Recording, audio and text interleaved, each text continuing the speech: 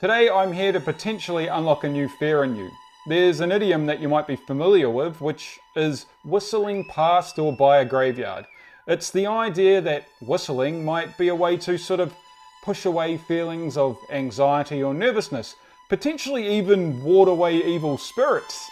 But on the flip side, it could potentially invoke an undesirable outcome. Many cultures view whistling amongst the dead to be something of a taboo. In my anthropological inquiries, I tended to give voices to the silent stones. But noise is always there too. Whilst whistling might be the act of producing sound, this great story is actually more about sacred spaces and the boundaries between the living and the dead. So in this video, we're going to look at what is the actual risk of whistling in the graveyard. The social or cultural stories about whistling in a graveyard that you're familiar with might be covered in this video, but if not, make sure you mention them in the comments. Whistling itself isn't necessarily a problem. It's that which answers you that you need to be concerned about. Wandering alone at night or in the daytime in a cemetery, and unexpected sounds can be somewhat startling. In some cultural traditions, it's said that whistling mimics the wind, and that it's the wind that carries spirits. In many traditions, it's believed that places like graveyards and cemeteries are locations where the barrier between the world of the living and the world of the dead is at its thinnest. Whistles could be viewed as a sort of summoning. In essence, you're opening a door between the two worlds. And it's not just spirits that you might be invoking. In some cultural traditions, whistling might be seen as a challenge to the gods or spirits of nature. Stirring up the air, it could even challenge the winds themselves. It could bring spiritual protection, but poorly timed, and it might unleash unwanted consequences.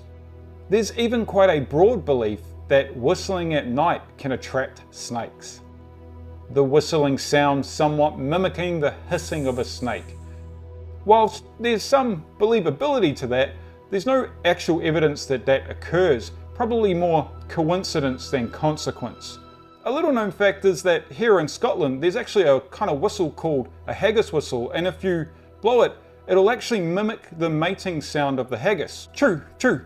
And I mean, if anyone's ever used one and you've actually seen a haggis, describe it in the comments.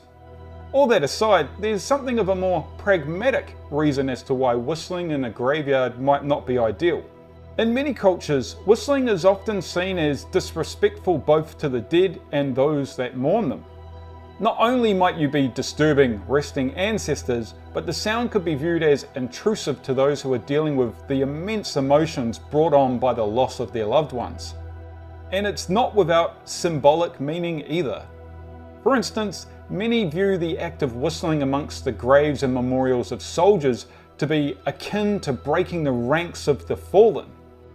Disciplined and stoic commemoration and contemplation being the preferred method.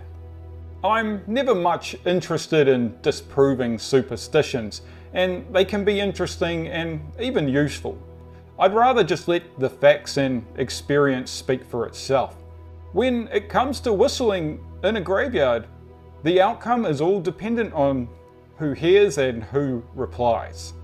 Be it the wrath of nature or some offended mourner, there is some potential risk to whistling in a graveyard.